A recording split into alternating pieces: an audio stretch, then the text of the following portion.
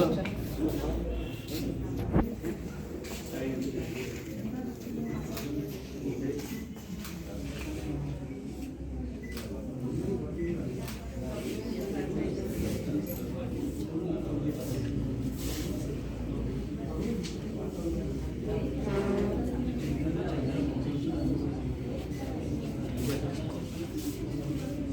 শুভ কামৰ এটা শুভ উন্মোচনী আৰু আংগলিক কাৰ্যৰ এই শুভ আৰম্ভণিয়ে আগবঢ়াই দিয়ক এই বিশেষ পত্ৰিকাখন আন্তঃৰাষ্ট্ৰীয় এখন মুগা অভিনয়ৰ পত্ৰিকা বা জাৰ্নেল।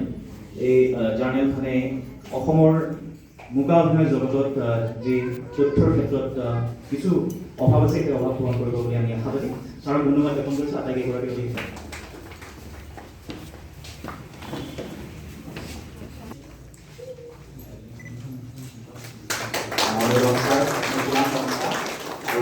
নিৰ্বাক পৰিয়ালৰ তৰফৰ পৰা এটি সামান্য সৰু উপহাৰ ছাৰলৈ। ধন্যবাদ। এইবাৰ আমি পমি বৰুৱা বাইদেউ উপ সচিব অসম চৰকাৰৰ হিমাংশু দা আহি পাইছে। হিমাংশু প্ৰসাদ দাস মই ইতিমধ্যে কৈছোঁ। হিমাংশু প্ৰসাদ দাসৰ কথা আমি ইতিমধ্যে কৈছোঁ। অভিনেতা, নাট্যকাৰ, ছবি পৰিচালক, কবি যি বুলিয়ে নকওঁ। আৰু এইবাৰ আমি গামোচা আৰু নিৰ্বাক পৰিয়ালৰ তৰফৰ পৰা এটি বিশেষ উপহাৰেৰে তেখেতলোকক সম্বৰ্ধনা জ্ঞাপন কৰিছে। ধন্যবাদ। এইবাৰ হিমাংশু প্ৰসাদ দাসো আহি উপস্থিত হৈছেহি। তেখেতকো এখন ফুলাম গামোচা আৰু এটি বিশেষ উপহাৰেৰে আমাৰ অনুষ্ঠানলৈ আদৰিছোঁ আৰু সম্ভাষণ জনাবলৈ অনুৰোধ জনাইছোঁ। মীনাংকক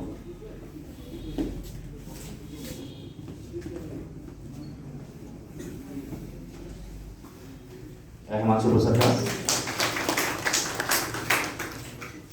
আৰু এটি বিশেষ উপহাৰ নিৰ্বাক পৰিয়ালৰ তৰফৰ পৰা। ধন্যবাদ। সভাৰ যিটো মূল উদ্দেশ্য উন্মোচনী অনুষ্ঠান, যিহেতু সেই বিশেষ পত্ৰিকা ৰাষ্ট্ৰীয়, আন্তঃৰাষ্ট্ৰীয় আৰু আমাৰ ৰাজ্যৰ বিভিন্ন লেখকে ইয়াত বা মুগা অভিনয় শিল্পীয়ে তেওঁলোকৰ সাৰ কৰা লিখনি ইয়াতে আছে। মই আটাইকে এইখন উন্মোচন কৰিবলৈ অনুৰোধ জনাইছোঁ। ৰাইজক সকলোকে হাত চাপৰিৰে আমাৰ আশীৰ্বাদ দিবলৈ অনুৰোধ জনাইছোঁ। আৰু এই পত্ৰিকাখনৰ নামো দিয়া হৈছে নিৰ্বাক। মুগা অভিনয় বুলি ক'লে আমি সকলোৱে জানো, য'ত কোনো এটা ইমানে আকৰ্ষণীয় কলা, কিন্তু তাত কোনো ধৰণৰ সংলাপ নাথাকে, কেৱল অংগী ভংগী বা বিভিন্ন অভিনয় কলাৰ জৰিয়তে এই মুগা অভিনয় প্ৰকাশ কৰা হয়। আৰু সেই মুগা অভিনয়ৰ লগত জড়িত এখন পত্ৰিকা বাবে ইয়াৰ নামো খুব সুন্দৰকৈ নিৰ্বাক হিচাপে দিয়া হৈছে। আৰু এয়া হৈছে নিৰ্বাক। পুনৰ হাত চাপৰিৰে সকলোকে অনুৰোধ জনাইছোঁ। এই দীৰ্ঘদিনীয়া এটা সপোন অৱশেষত আজি পূৰণ হ'ল। নিৰ্বাক পৰিয়াল বা মীনাংকৰ এই আন্তঃৰাষ্ট্ৰীয় এখন মুগা অভিনয় পত্ৰিকা।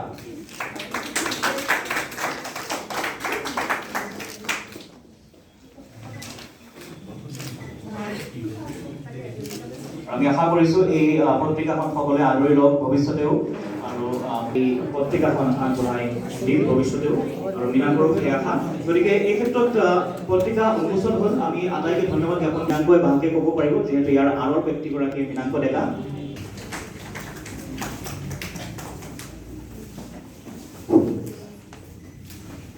আচলতে মাইকটো আগত পৰিলে সমস্যাত পৰোঁ, মুগা অভিনয় কৰোঁ যে।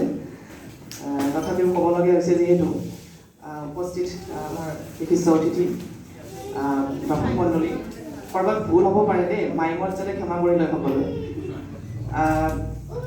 একদম চিধাকৈ গোটেইখিনি আৰম্ভ কৰিছোঁ। জাৰ্নেল এখন উলিওৱাৰ প্ৰচেষ্টা এটা কৰিছিলোঁ যে মুগা অভিনয় কৰোঁ, মুগা অভিনয়ৰ লগত জড়িত, কিন্তু মুগা অভিনয় ছাৰৰ পৰা শিকিছোঁ, কিন্তু লিখিত ডকুমেণ্টছ বা তথ্য পাতিৰ অভাৱ, সেই অভাৱটো অনুভৱ কৰিছিলোঁ। আৰু সেই অনুভৱটো কৰাৰ পাছতে আৰু মই কিছু 2-এখন স্কুলৰ সৈতে জড়িত হৈ আছোঁ। মুগা অভিনয় শিকাব লগা হয়। তাত শিকালোঁ। তাত ল'ৰা ছোৱালী কেতিয়াবা সুধিছে, কিবা আছে নেকি, লিখা আছে নেকি ছাৰ, বা কিবা এনেকুৱা ধৰণৰ আছে নেকি? তো সেই সময়ত মই যে এইটোতো নাই, এটা আৰ্টিকল আছে ছাৰৰ, আগতেও পাইছিলোঁ মেগাজিনত। তো তেনেধৰণে চেষ্টা কৰিলোঁ যে কি কৰিব পাৰি, কিবা এটা কৰিব পৰা যায় নেকি। কিতাপ ওলোৱাটো ইমান সহজ কথা নহয় পটকৈ। গতিকে চাগে এটা বা এটা দুটা খোজ যদি এনেকৈ আমি আগবাঢ়ি যাওঁ, প্ৰথম জাৰ্নেলখন আমি চেষ্টা কৰিছোঁ। আৰু এইখনত আপোনাৰ মেক্সিকোৰ পৰা আৰম্ভ কৰি জাৰ্মানী, ফ্ৰান্স, সকলো জেগাৰ পৰা আৰ্টিকল পঠাইছে তেওঁলোকে মুখা অভিনয় সম্পৰ্কে, তেওঁলোকৰ তাত কেনেকৈ মুখা অভিনয় হয়, আমাৰ কথাখিনিও আছে ইয়াতে। আৰু এটা পেজ ৰাখিছোঁ আপোনাৰ যদিও ইণ্টাৰনেশ্যনেল, এটা অসমীয়া পেজো ৰাখিছোঁ, যাতে অসমীয়া ভাষা যিহেতু আমি অসমীয়া, গতিকে আমাৰ অসমীয়াখিনি সিহঁতে বুজি নাপালেও বাহিৰৰ মানুহখিনিয়ে অন্তত দেখক যে অসমীয়াটো আমি যেনেকৈ চাইনিজ হেৰিটো দেখা পাওঁ মানে। তো সেই তেনেধৰণে ভাবি পেলাই উলিয়ালোঁ। তাৰ পাছত ভাবি থৈছিলোঁ যে জাৰ্নেল এখন উলিয়াম বা উলিয়াবলৈ চেষ্টা কৰিম, কিন্তু মানে আমাৰ ভাষাত ক'ব গ'লে জোচটো পোৱা নাছিলোঁ কেনেকৈ কৰোঁ। তাৰ পাছতে হ'ল মই তাৰপিছত চেষ্টা কৰিলোঁ জাৰ্নেলখনো ইমান সহজ নহ'ব। তেতিয়া মই এখন আমাৰ পেপাৰ বাতৰি কাকতখনৰ ৰবিবাৰে যেতিয়া এটা সংখ্যা ওলায়, সেই সংখ্যাটোত এটা শিশুৰ কাৰণে মই লিখিব বিচাৰিলোঁ। তেওঁলোকক মই ক'লোঁ যে শিশুৰ কাৰণে কিবা এটা লিখিব পাৰি নেকি মুখা অভিনয়ৰ ওপৰত, মানে শিশুখিনিয়ে বুজি পোৱাকৈ। তেতিয়া তেওঁলোকে মই লিখিলোঁ ধুনীয়াকৈ, লিখি পেলাই পঠিয়ালোঁ। প্ৰকাশৰ যোগ্য হয়নে নহয় মই সেইটো নাজানো। তাৰপাছত সেই পেজটো যিগৰাকী বায়ে চাই, সেইগৰাকী বায়ে বাৰ লগত মই কণ্টেক্ট কৰিলোঁ, হোৱাটছএপত মেছেজ এটা কৰিলোঁ যে মানে আৰ্টিকলটো শিশুৰ কাৰণে লিখা হৈছে, এইটো মানে প্ৰকাশ কৰিব পাৰি নেকি। তেখেতে তেতিয়া মোক ব্লক কৰি দিলে। আৰু বাজনীক মই আজি মই তেখেতক ঠিক আছে, ব্যস্ত, মই সন্মান আছে তেখেতৰ প্ৰতি, তেখেতক মই হেৰি কৰা নাই, দুখ দিবলৈ বিচৰা নাই। তেখেতে ভালেই কৰিলে আচলতে, মোক ব্লক কৰিলে আৰু হোৱাটছএপত ব্লক কৰিলে। মানে হোৱাটছএপত মই তেখেতক সুধিলোঁ যে নাই হোৱাটছএপত যে এনেকুৱা মই আপুনি ব্যস্ত বাইদেউ জানো, সেইকাৰণে আপোনাক মেছেজ এটা কৰিছোঁ যে এনেকুৱা কৰিব পাৰি নেকি। কথা নাই বাৰ্তা নাই, ব্লক কৰি দিলে। মই আকৌ কৈ থাকিম নাই আকৌ। তাৰপিছত সেইকাৰণে বাজনীক এটা হাঁহিৰে এতিয়া আকৌ কাটিছোঁ।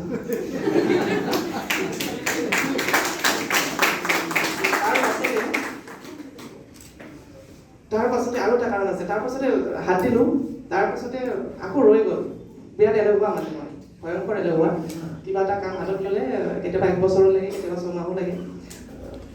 অকণমান কৈছোঁ যাতে দুখ নধৰে। তাৰপাছতে এটা সময় আহিল, মই এটা বিশেষ কাৰণত ভাঙি পৰিলোঁ। কাৰণটো যুৱ প্ৰজন্মৰ মানুহখিনি বুজি পাব। বৰ বেয়াকৈ ভাঙিলোঁ। ভঙাৰ পিছত উপায় বিচাৰিলোঁ কি কৰা যায়। আৰু মোৰ শ্ৰদ্ধাৰ ৰাইজ, মই আচলতে এনে কথা কোৱা মানুহ নহয়, মই নিৰ্বাক মানুহে, কাৰণ এষ্টাব্লিছ হৈ গৈছে নিৰ্বাক বুলিয়ে মই মিস্ত্ৰীয়ে আচলতে, মই কামটোৱে কৰিব জানো, মই বাকী একো কৰিব নাজানো। মই মুখা অভিনয় লগত জড়িত হৈ মই বাকী কিছুমান কাম পাহৰি যোৱাৰ নিচিনা, লিখা মেলা পাহৰি যোৱাৰ নিচিনা হৈছে, কিতাপ পঢ়িবলৈ পাহৰি যোৱাৰ নিচিনা হৈছে। বেছি সময় মই প্ৰেক্টিছত থকা যায়। আজি মোৰ মনটো ভাল লাগিছে, ভালটো লাগিবই, কাৰণ মই যেতিয়া এই মুখা অভিনয় মই অকণ কম দেই আপোনাৰ পাছত মোৰ নিজৰ কথাও আহি যায় ইয়াত। মই যেতিয়া মুখা অভিনয় আৰম্ভ কৰিছিলোঁ, মই আচলতে একচুৱেলি এটা ষ্টেজ কমেডিয়ান আছিলোঁ। মোৰ চাউমেন কমেডি বুলি গ্ৰুপ এটা আছিলে, য'ত ভাই মামা, আদিল হুছেইন, সুৰজিৎ গগৈ, আদিল হুছেইন NSD যোৱাকালত বাচি গ'ল। সেই গোটেইখিনি 5জন মোৰ সতীৰ্থ ঢুকাই গ'ল এক্সিডেণ্টত। মই সেইখিনি সময়ত আচলতে মোৰ আৰু ভাই মামা প্ৰথম আমি কলেজ পঢ়ি থাকোঁতে লগ লাগিছিলোঁ। তেতিয়া আমি কমেডি এটা গ্ৰুপ কৰিছোঁ, ষ্টাইলিং কমেডি। আৰু মই সেইখিনি সময়ত কমেডি কৰোঁতে এটা নতুন ষ্টাইল আনিছিলোঁ। মই প্ৰত্যেকবাৰে কিবা এটা নতুন কিবা এটা কৰিবলৈ চেষ্টা কৰোঁ। যেতিয়া কমেডি কৰিছোঁ, তেতিয়া মোৰ আগত আছিল বিৰিঞ্চি ভট্টাচাৰ্য, ইন্দ্ৰবনীয়া, দীনেশ দাস, এনেকুৱা ধৰণৰ প্ৰবীণ দাস, এনেকুৱা এটা কমেডি গ্ৰুপ আছিলে আমাৰ আগত। তেতিয়া তেওঁলোকে কমেডি কৰিছিলে। কমেডি কৰোঁতে মই এটা ষ্টাইল কৰিলোঁ, নতুনকৈ এটা ষ্টাইল কৰিলোঁ যে মই কষ্টিউম পিন্ধি ল'ম, মানে ব্লেক বো ষ্টাইলিছ কৰি যেতিয়া মাৰ্কেটলৈ আহিলোঁ।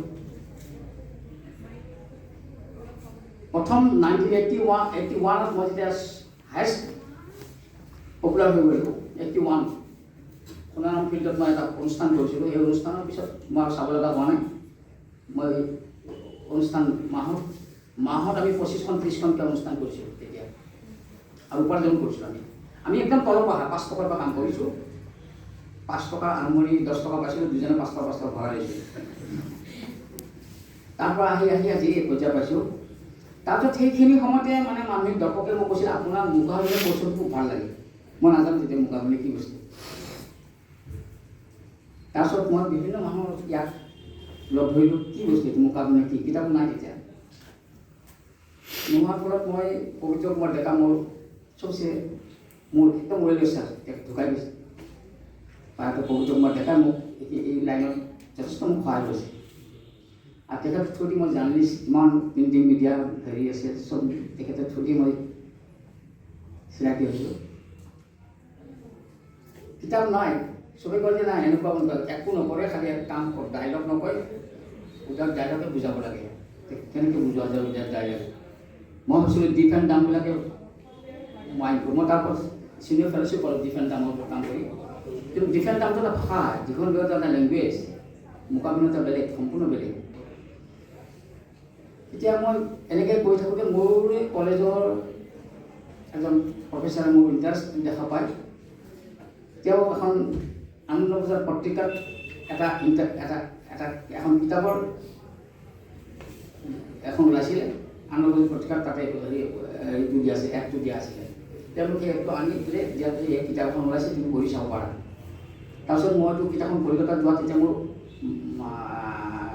একেবাৰে টকা পইচা নাই কলিকতালৈ যাম যে কিতাপখন আনিম বা কিবা কৰিম একো নাজানোৱেই। তাৰপিছত মোৰ বন্ধু এজনে কিবা কৰি কলিকতাত মোৰ কিতাপখন আনি দিলে। সেই কিতাপখন আনি দিয়াৰ পিছত মই পঢ়ি তাৰপিছত গম পালোঁ যে এটা সম্পূৰ্ণ কলা। তেতিয়া মই সেই কলাটো আৰম্ভ কৰিলোঁ। বহুতে মোক কিন্তু ভয় দিছিলে সেইখিনি সময়ত যে এইটো এটা ডেড আৰ্ট, এইটো এটা মৰি যোৱা শিল্প, কেনেকৈ ইয়াক ছাৰ্ভাইভ কৰিব? তুমিতো এইটোৰ ওপৰত ছাৰ্ভাইভ কৰিম বুলি ভাবিছা বা ব্ৰেড এণ্ড বাটাৰ কৰিম বুলি ভাবিছা, কেনেকৈ হ'ব? তেতিয়া মই এটা বস্তু মই কিছুমান সৰু কথা কৈছিলোঁ যে যিকোনো কাম এটা কৰিম বুলি ক'লে তাক মনে প্ৰাণে ভাল পাব লাগিব, তেতিয়াহে কৰিব পাৰি কামটো। এনেই চালে গ'লে কোবাই থাকিলে আচলতে নহয়। যিকোনো কাম, জাৰ্নেলিষ্ট কৰিছোঁ, জাৰ্নেলিষ্ট, কেমেৰা চলাইছোঁ, কেমেৰা, মই মুখাভিনয় কৰিছোঁ, মুখাভিনয়। এইটোৱেই মোৰ জীৱনৰ মই এটা হেৰি, তাৰমানে যি কাম কৰিম আমি একদম মনে প্ৰাণে দেহেৰে কৰোঁ। মই ছোৱালীজনীক আই লাভ ইউ বুলি কৈ দিলোঁ, ছোৱালীজনী মোক আই লাভ ইউ বুলি কৈ দিলে, সেইখন সংসাৰ নহয় লগে লগে।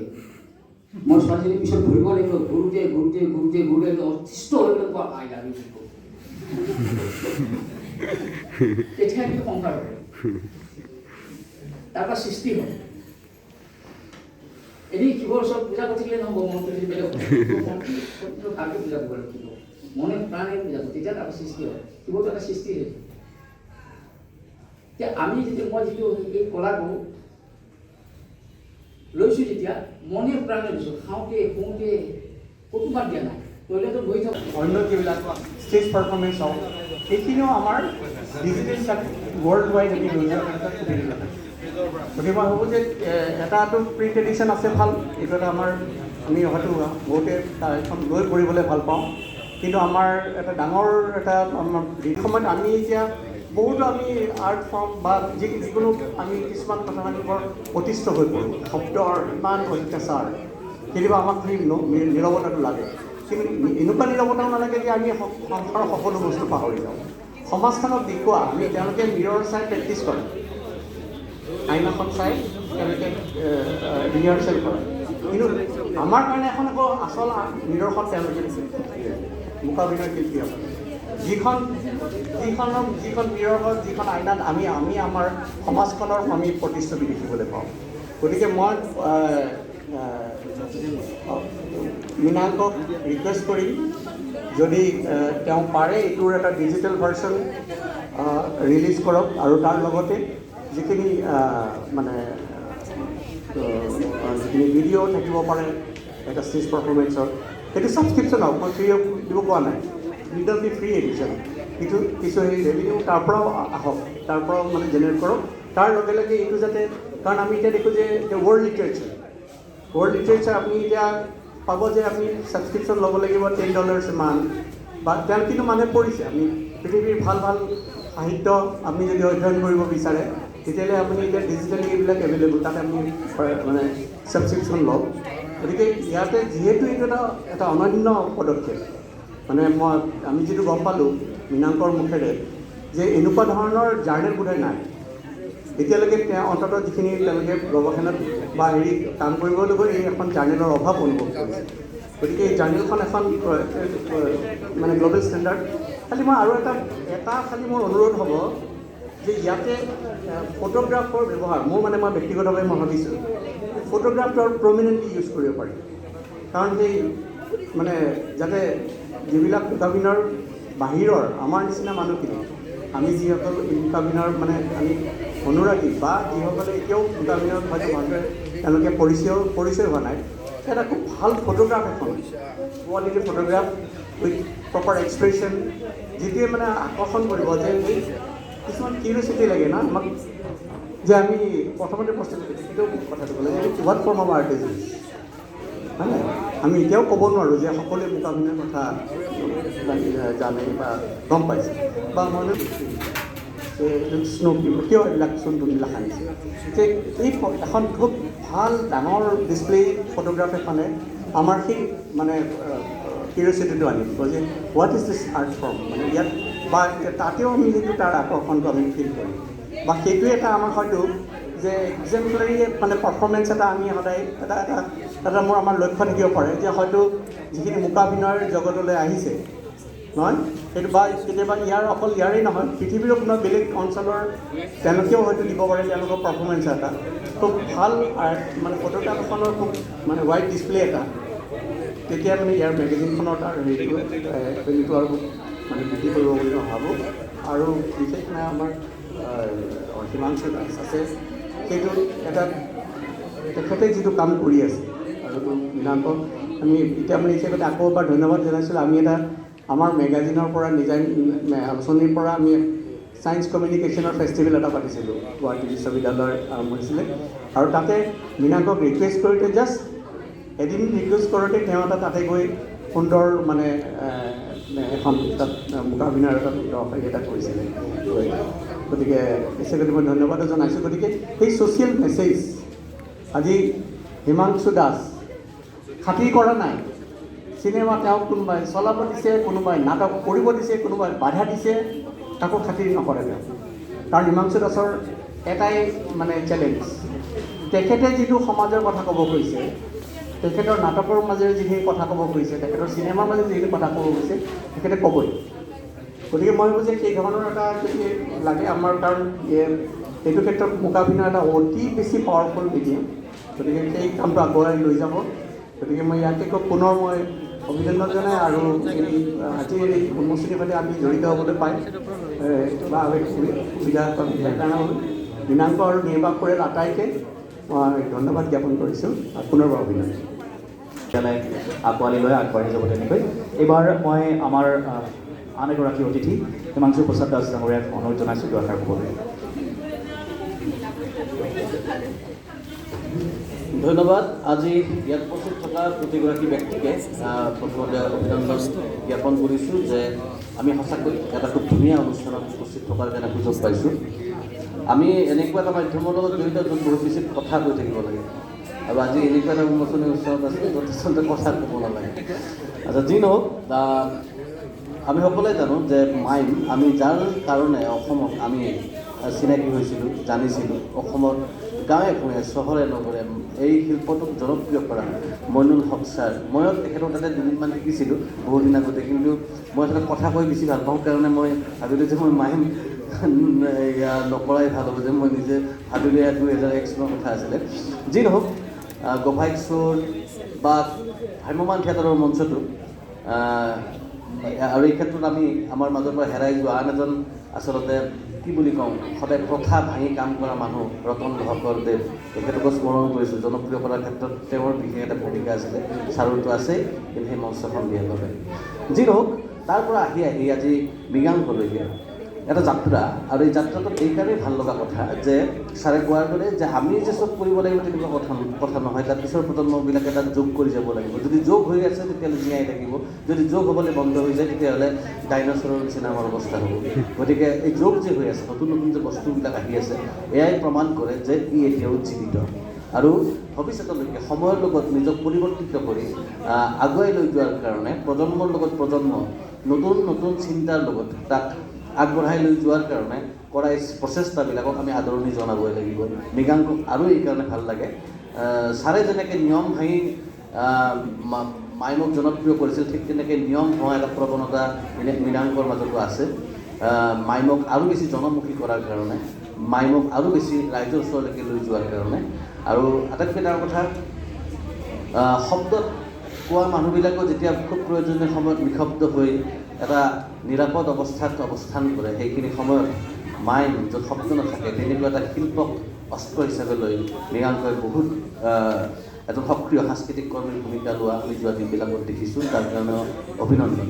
আৰু এই ধৰণৰ প্ৰচেষ্টাবিলাকৰ এইকাৰণে গুৰুত্বপূৰ্ণ কিয়নো আল্টিমেটলি আমাৰ পিছৰ প্ৰজন্মৰ হাতত তুলি দিবৰ কাৰণে তেওঁলোকক আমাৰ অতীত ইতিহাসৰ ভিত্তিত বিশ্লেষণ কৰি নিজৰ বৰ্তমান আৰু ভৱিষ্যতৰ কাৰণে প্ৰস্তুতি চলোৱাৰ কাৰণে এনেকুৱা ধৰণৰ ডকুমেণ্টেশ্যন আমাক লাগিব। এয়া হ'ল এটা প্ৰেক্টিকেল সত্য কথা, আৰু তেনেকুৱা ধৰণৰ এটা গুৰুত্বপূৰ্ণ কাম ইমান সৰু ল'ৰা এটাই কৰাৰ কাৰণে আৰু বেছি অভিনন্দন। আচলতে সঁচাকৈ এইটো এটা লেখত ল'বলগীয়া, আমি যে কওঁ শব্দটো সঁচা অৰ্থত লেখত ল'বলগীয়া কাম। আৰু বাকী তাকেই যে আকৌ এনেকুৱা ধৰণৰ চিন্তা হওক, কাম হওক। মাইমৰ এইকাৰণে বহুত আচলতে শক্তি আছে। অকণমান আগতে দাদাই কৈছে যে ৰবীন্দ্ৰ ভৱনৰ মাজতে আমাৰ নাটৰ এখন পাণ্ডুলিপি চাই তাত কৰিবলৈ নিদিলে। এতিয়া কথা মাইমৰ কি হ'ব? মাইমৰ শ্ব' থাকিলে তো একো পাণ্ডুলিপিটো দিব লগা নাথাকে। যে মাইম আছে আমাৰ পাণ্ডুলিপিটো আৰু এটা বহী এটা দিলেই হ'ল আৰু গোটেই ব্লেংক কাগজ দি দিলে হ'ল। তাৰপিছত আৰু নাটকখনত যি ইচ্ছা তাকে কৈ দিব পাৰি। তাৰপিছত মই কোৱা নাই যে মানে কিবা হেৰিয়ে ক'ব লাগিব বুলি। মাইমৰ সঁচাকৈ এটা বিৰাট ডাঙৰ শক্তিশালী ভূমিকা আছে। আৰু এতিয়া মই ভাবিছোঁ যে আচলতে 2001 চনত চাৰজাতে যেতিয়া মাইম শিকিব আহিছিলোঁ, মই আচলতে শিকিব লাগিছিল ভালকৈ। আচ্ছা, যি নহওক, প্ৰজন্মৰ পৰা প্ৰজন্মলৈকে এই শিল্প, এই চিন্তা আগবাঢ়ি গৈ থাকক, নতুন নতুন চিন্তা যোগ হওক। মৃগাংকলৈ বহুত বহুত শুভেচ্ছা। আকৌ লগ পাম ধুনীয়াকৈ। জীৱন জিন্দাবাদ। ধন্যবাদ হিমাংশু দা ইমানখিনি কথা সুন্দৰকৈ কোৱাৰ বাবে। আৰু এইবাৰ আন এটি বিশেষ ব্যক্তি, আন এগৰাকী বিশেষ ব্যক্তি আমাৰ সৈতে উপস্থিত আছে। এই যিখন জাৰ্নেল বা পত্ৰিকা, এই পত্ৰিকাখনৰ মৃগাংকই সম্পাদনা কৰিছে যদিও মৃগাংকক বিশেষভাৱে সহায় কৰিছে আন এগৰাকী ব্যক্তিয়ে, ভাৱনা বৰ্মন। তেওঁ চাব এডিটৰ। এই ভাৱনা উপস্থিত আছে। এনে ভাৱনাক মই অনুৰোধ জনাইছোঁ ইয়াৰ আঁৰৰ কিছু কথা চমুকৈ ক'বলৈ।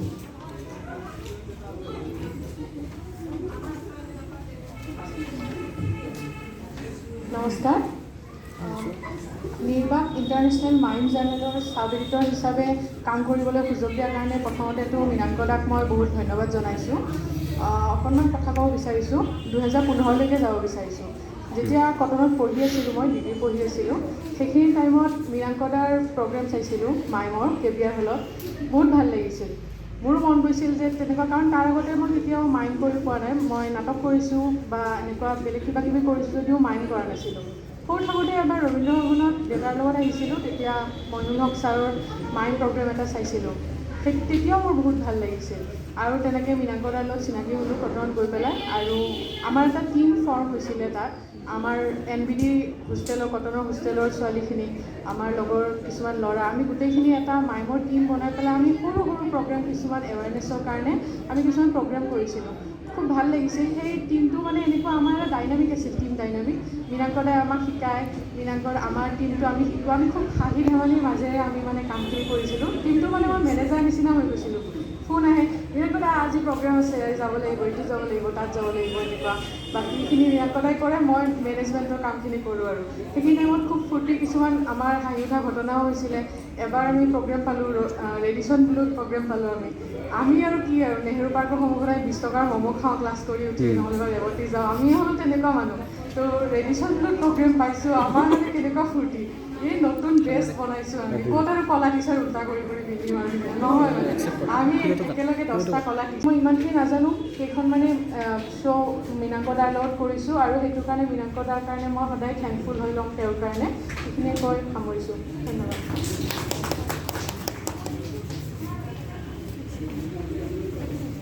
ধন্যবাদ ভাৱনা। তোমাৰ অবিহনে হয়তো নিৰ্বাক প্ৰকাশ নাপালেহেঁতেন। যিয়ে নহওক, ভৱিষ্যতেও এনেদৰে সহায় সহযোগিতা নিৰ্বাকত থাকিব তোমাৰ, বা মৃগাংককো সহায় আগবঢ়াই যাব বুলি আমি আশাবাদী। আৰু শেষত আজি অনুষ্ঠানৰ শেষ মুহূৰ্তত আহি আমি উপস্থিত হৈছোঁহি আৰু এই সুযোগতে মই আমাৰ প্ৰতিগৰাকী অতিথিকে আজি আমাৰ অনুষ্ঠানৰ সৌষ্ঠৱ বৃদ্ধি কৰাৰ বাবে বা এই যি প্ৰচেষ্টা নিৰ্বাকৰ প্ৰথমটো এটা ডাঙৰ প্ৰচেষ্টা, এই প্ৰচেষ্টাত এনেদৰে উৎসাহিত কৰাৰ বাবে আশীৰ্বাদ জনোৱাৰ বাবে মই আটাইকেইগৰাকী মইনুল ছাৰ, হিমাংশু দা, মুনি বাইদেউ আৰু সুশান্ত তালুকদাৰ ডাঙৰীয়া আটাইকে মই ধন্যবাদ জ্ঞাপন কৰিছোঁ আৰু লগতে আজিৰ অনুষ্ঠানত উপস্থিত থকা আটাইকেইগৰাকীকে সমগ্ৰ ৰাইজক মই আন্তৰিকভাৱে ধন্যবাদ জ্ঞাপন কৰিছোঁ নিৰ্বাক পৰিয়ালৰ তৰফৰ পৰা। লগতে আমাৰ যিসকল সাংবাদিক বন্ধু বান্ধৱ আছে তেওঁলোককো ধন্যবাদ জ্ঞাপন কৰিছোঁ আজি আমাৰ অনুষ্ঠানত তেওঁলোকেও উপস্থিত থকাৰ বাবে। আৰু গুৱাহাটী প্ৰেছ ক্লাবৰ এই গোটেই হলটো আজি সম্পূৰ্ণৰূপে ভৰ্তি হৈ গৈছে, আনকি বহুতেই বাহিৰৰ পৰা চাবলগীয়া হৈছে। সেয়া আচলতে আমাৰ বাবে আশীৰ্বাদ, উৎসাহ। সকলোৱে এনেদৰে আহি আজি উৎসাহিত কৰিছে আৰু ইয়াৰ পৰা আশা কৰিব পাৰি যে নিৰ্বাকক সকলোৱে আদৰি ল'ব বা এই জাৰ্নেলখনৰ যি উদ্দেশ্য আগত ৰাখি মীনাংকই আগবঢ়াই নিছে সেই উদ্দেশ্যত মীনাংক বা নিৰ্বাক গোষ্ঠী সফল হ'ব। আৰু শেষত মই ক'ব বিচাৰিছোঁ আমাৰ সকলোৰে বাবে কিছু পৰিমাণে লঘু আহাৰৰ ব্যৱস্থা কৰা হৈছে, সেইখিনি যাতে গ্ৰহণ কৰি সকলোৱে সভাগৃহ ত্যাগ কৰে। ধন্যবাদ।